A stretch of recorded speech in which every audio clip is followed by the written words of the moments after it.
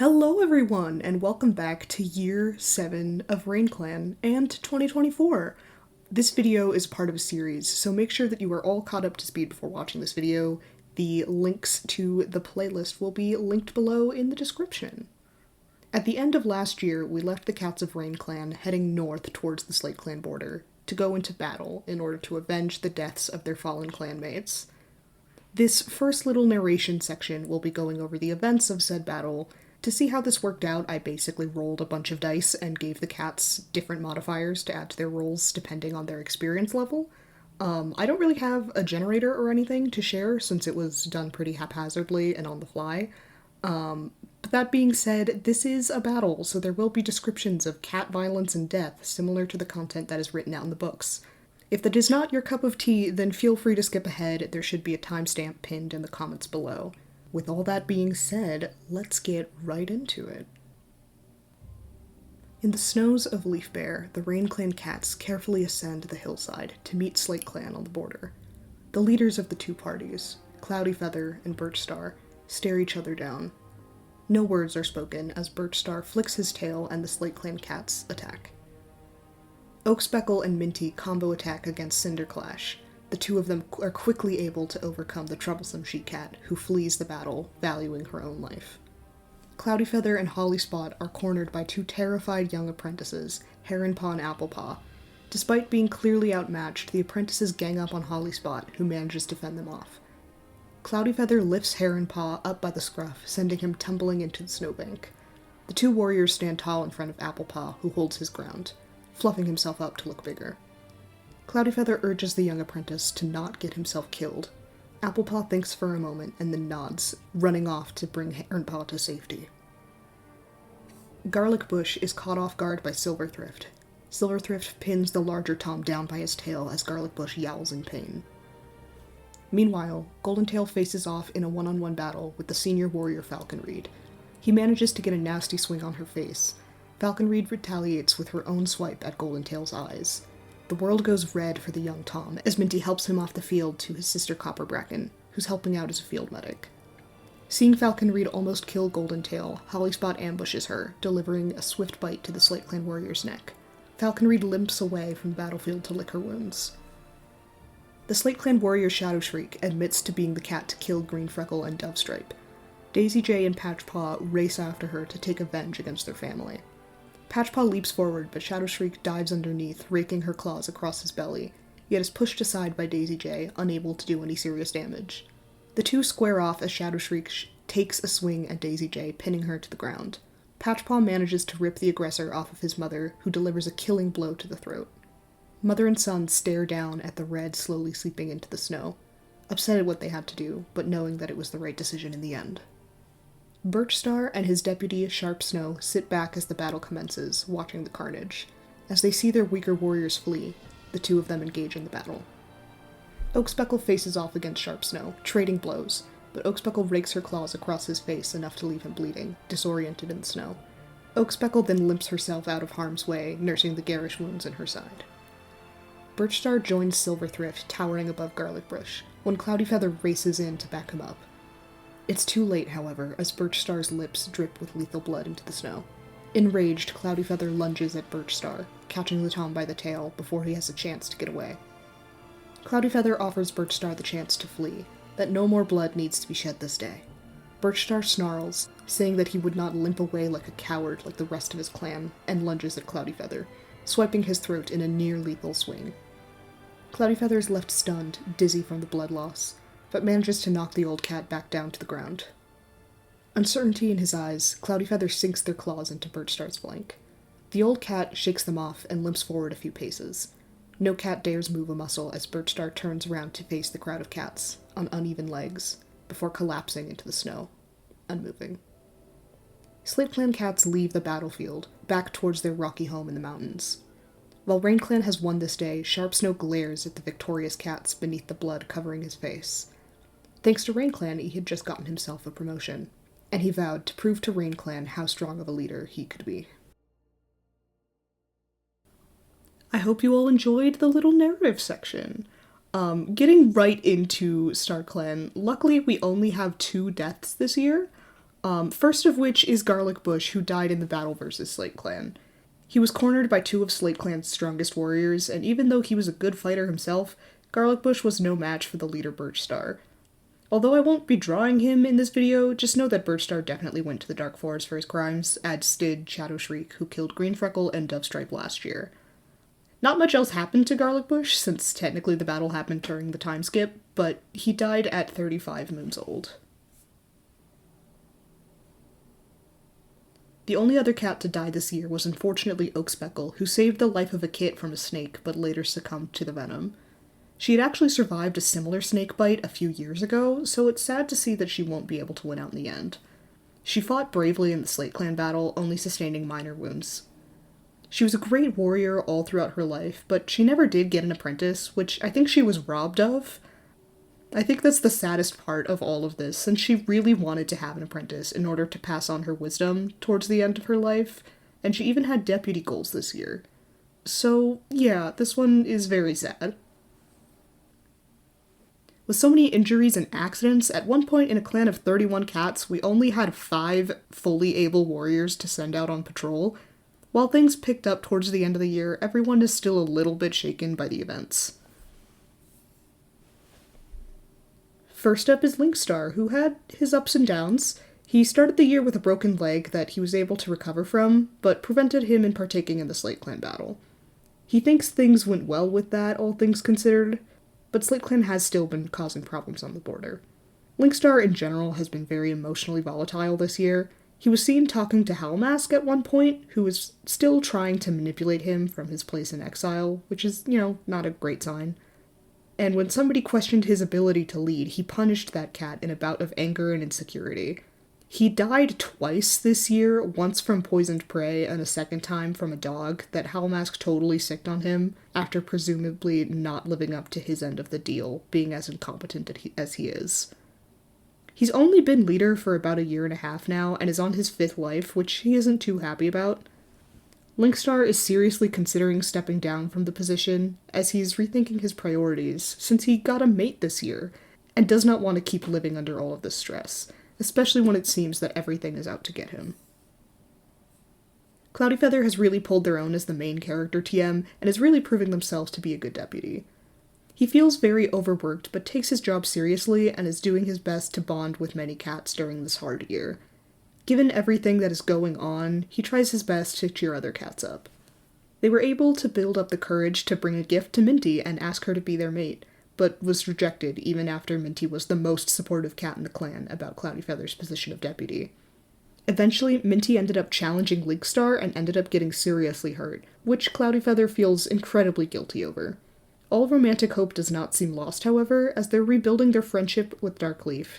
Nothing has happened with that yet, given the chaos in the clan right now, but there still seems to be some hope.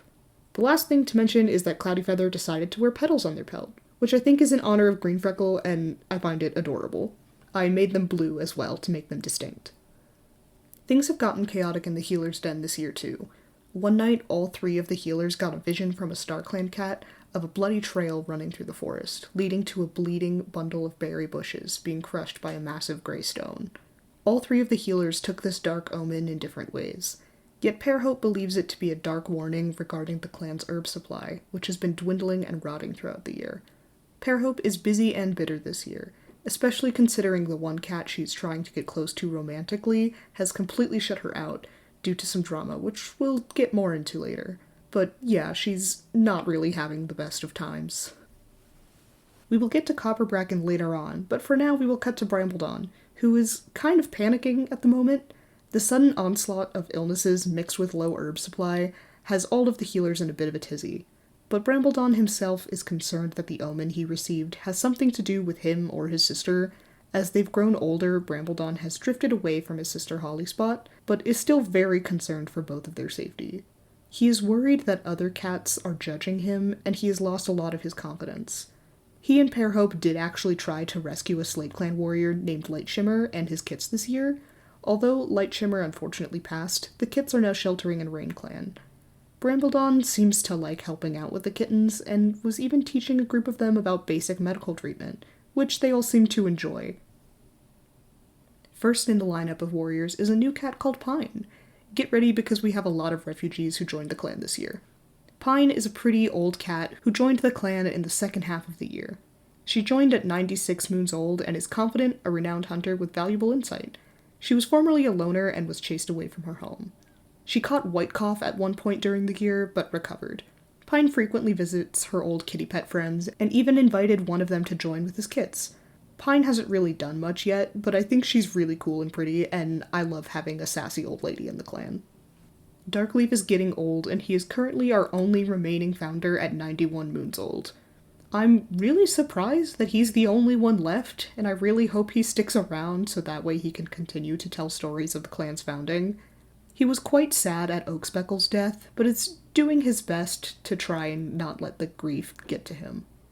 He has rekindled his relationship with Cloudyfeather, and the two are a great support system for each other. A funny thing that happened is he stole a sandwich from some two-legs this year, and I simply just find that hilarious. Darkleaf also helps out with the queens and kits, and is a good camp dad.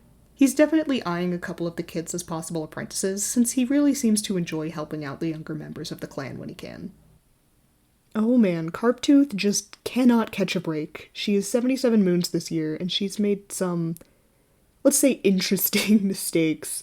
You know how last year I thought that she kept hanging out in the healer's den in order to spend time with Pearhope? No, it turns out that she was there to have a surprise fling with Copperbracken instead, and the two of them decided to co-parent 3 kittens together. I think the deaths of her first litter, Timberbrook and Garlicbush, hit her really hard, and she wanted to have some kittens again to help fill the void. Copperbracken also wanted kittens for her own reasons, and so the two of them decided to have kids together despite not really liking each other romantically. Copperbracken has been acting really weird and possessive about the whole situation. Meanwhile, Carptooth still adores their 3 children, and the situation seems to have driven her away from seeking romantic relationships at all. She and another disabled warrior went out of camp to take a walk, getting attacked by a badger. She ended up fine, but the other cat got a bit busted up. A tree also fell in the middle of the nursery this year, injuring both Carptooth and another queen. All of the kittens ended up fine, but yeah, Carptooth is really sad and has had some relationship trauma now, so I'm really sorry, girlie. Minty has been feisty and incredibly vocal this year. She thinks that Linkstar is stupid and a poor choice for leader. She tried to convince Cloudyfeather to overthrow him, but seeing their hesitation, Minty took matters into her own paws, publicly calling Linkstar out. In a panic, Linkstar called upon Garlictail to punish her, but is regretting that decision since that seemed to only fuel Minty's anger. She ended up getting a scar on her flank from the whole ordeal. Minty turned down Cloudyfeather's proposal to be mates, stating that the clan should be his first priority over starting a family.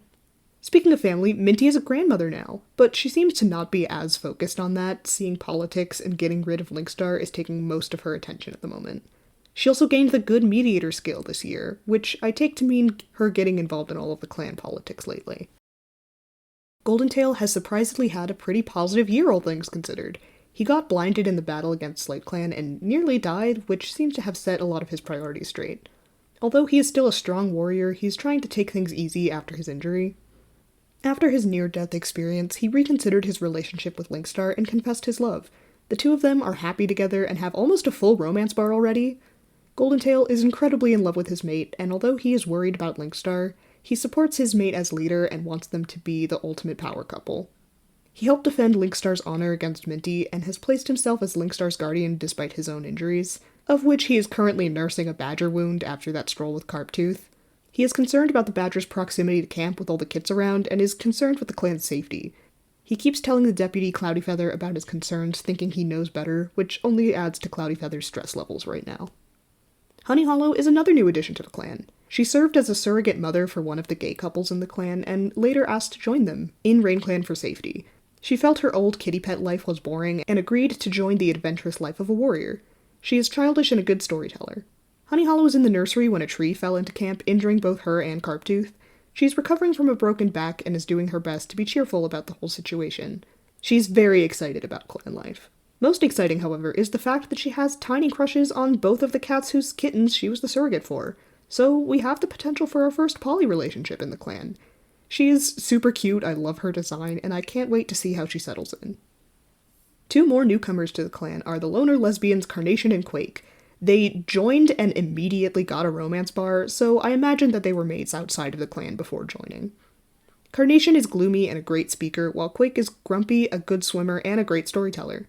Both of them were loners staying in a bar nearby Heatherclan territory. Carnation joined Rainclan first, shortly after convincing Quake to join at the tail end of the year. Both of them have not been here super long, but Carnation helped fight off a fox with Minty and Cloudyfeather despite her grumpy attitude, and Quake has been a huge help in the nursery giving the queens a break when they need it. Yeah, these guys are pretty new and haven't done a whole lot yet, but I really like them and we'll see what comes of their story in the future. Our last active warrior is Hollyspot, who is doing her best to be of service to the clan. She got a scar on her neck while fighting a fox this year, but quickly recovered and has been pulling extra hunting shifts to help out during the tough months while everyone was injured. She is exceedingly ambitious and is really hoping to be a mentor for one of the many kits this upcoming year, so that she can maybe become deputy or even leader someday. She gets along much better with her mom Billowbee nowadays, yet has grown more distant from her brother. She still loves him, but thinks that he worries too much and thinks that this vision from Starclan isn't real, and believes that he's just being anxious and overprotective. She doesn't have any romantic like towards anyone, but is really good platonic friends with Poppy Streak and is really happy for him and his new family. Next are the elders, Billowbee and Daisy J. Daisy J retired right after the Battle of SlateClan and was able to recover from her small wounds. She does not regret the actions that she had to take during the battle, thinking that Shadowshriek's death was necessary for revenge. I had hoped she would have retired peacefully, but it seems she hasn't quite been able to settle down and is still itching to help out where she can. It helps that she is now a grandmother and adores taking care of her family. Daisy J and Billowbee have developed a small mutual crush on each other, which I find really cute, actually. I don't know if they will get together, but I love the idea of these two widowed grandma cats finding comfort in each other in their old age. Billowbee hasn't really done anything this year besides complain about her nest and achy bones. Her relationship with her daughter Hollyspot has been on the mend though, which is nice. She's worried about her son Brambledon and his building anxiety though. Overall, pretty peaceful in the Elder's Den this year. First up in the nursery are two orphaned kittens who were originally from SlateClan. Although their father Lightshimmer passed away during the journey to Rainclan, they are both 4 moons old. The elder sister Sheepkit is sweet and splashes in puddles and never sits still, a forever bouncing little bundle of white fur. Her younger brother Wolfkit is equally rambunctious but polite. The interesting thing about him, however, is that he was being watched by Puddlestar in his dreams? Could the old Tom have plans for this young kit to carry on his legacy? Wolfkit doesn't seem to mind for now and is anxious to get out of the crowded nursery and start his apprentice training. Next, we finally get to Copperbracken, who absolutely adores her kits and puts them on a pedestal above all else, as she believes all of them are meant for greatness. The other healers can take care of her doctor duties, right? Copperbracken thought that the healer's collective vision was one about her future children's demise, or the demise of kits in general. She isn't exactly sure. She is drifting further and further from her brother Goldentail, who is worried that she is unhealthily attached to the kits, setting them up for unrealistic expectations as they grow older. As for the kits, they were all named a really long time ago due to your community votes. Sorry for the wait. They are all 3 months old, though. The first kit is Dandelion Kit, who was lonesome and interested in clan history. He is much more reserved than his siblings, although he did lead a charge to sneak out of camp, but they were caught quickly by Darkleaf. Rustkit is polite and a mossball hunter. He looks the most like Carptooth and really looks up to her and her fighting ability. Finally is the Princess Brindlekit, who is bossy and an avid play fighter. She is babied by Copperbracken and is the kitten who Oakspeckle died saving a snake. She received a scar from the attack and is currently sick with green cough. Next in the nursery is the 93-moon-old Fairy Moss and his litter of 3 2-month-old kittens. He was always the sickly sort and was offered shelter in the clan from his old friend Pine, who was concerned about him and his new litter of kittens who were struggling to survive the harsh leaf bear. The children's mother is out of the picture, but Fairy Moss does his best to be a goofy and endearing dad. His son Podkit is nervous with an active imagination, who was unfortunately born with wasting disease and has been sick ever since he arrived in the clan. His 2 daughters, Cloverkit and Butterflykit, couldn't be more opposite. Butterflykit is noisy and a mossball hunter who is very adamant against her father's constant doting. Meanwhile, Cloverkit is sweet and a careful listener, the pinnacle of a cute little creature. She was discovered to have bad joints, however, so we'll see if this affects her life moving forward. I love her so much, and she might be my favorite of the kitten designs this year. Finally, we reach Poppy Streak and Patchclover, who got together and had kittens at the end of this year. Patchpaw fought bravely in the battle against SlateClan and earned his warrior name Patchclover immediately after. Poppystreak greatly admired his bravery, and the two of them spent many a hunting patrol sneaking off into the woods and having cute little dates. The young Toms got together fast and decided to start a family together with the help of a young kitty pet named Honey Hollow, as a surrogate who later joined the clan. Both of them are really good friends with her, and I'm curious if they may open their relationship to a poly relationship with her in the future. Both of them are so in love with each other, though, and are super excited to be starting a family. Patch Clover still does have some scarring on his belly from the Slate Clan battle, even though you can't really see it in this image. I'll remember to draw it next time. Despite his large and scary image, Patch Clover is really sweet inside, being confident and a good kit sitter. Their kittens are only 1 moon old, but their personalities are as follows. Cinnamon Kit is a male who is daring and a mossball hunter. Pumpkin Kit, who is also male, is charming and a careful listener. Inky Kit, who is female, is sweet with a morbid curiosity. And Broken Kit, female, is sweet and oddly observant. I really love all of these guys so much. And with that is it for Rainclan this year. I won't be drawing the loners every year with the lineup, besides Howlmask is the only important one right now, and he hasn't really done a whole lot besides stalking the border and sending that dog after Linkstar. I'll continue to catch up with him though if he does anything interesting. As far as the other clans go, besides the battle with Rainclan, Slate Clan has been having an interesting and not great time. In their save file, they are currently losing a war against an in-game clan named Ivy Clan, and a lot of their senior warriors have been struggling. Most of their population are brand new apprentices, so it'll be interesting to see how the clan ends up surviving in their harsh mountains. Not too much has happened over in Heather Clan. Things have been pretty peaceful there, besides the ancient healer Stotespots mixing up his herbs and accidentally poisoning someone. He was asked to step down after that. Isabel also stepped down as deputy, with Deerpelt taking her place. Life seems pretty chill in Heather Clan right now. Rainclan is also getting pretty big, with 12 new kittens this year. Such a large population, along with so many injured warriors and low herb supplies, means that I'm going to be rolling a harsh winter generator in between episodes before the start of year 8 to see what happens, and help control the population a little bit. I've been very busy lately, but I'm looking forward to what's to come in this new year, and hopefully having some more time to work on videos, both Rainclan related and other art stuff that I've been wanting to try. I have some big plans for projects, including a webcomic and starting a brand new Patreon in which you're able to support me for only $3 a month. The links for such will be in the description below. Also remember to join my Discord, as that is the best place to keep in contact with me and updated on all of the things that I have going on.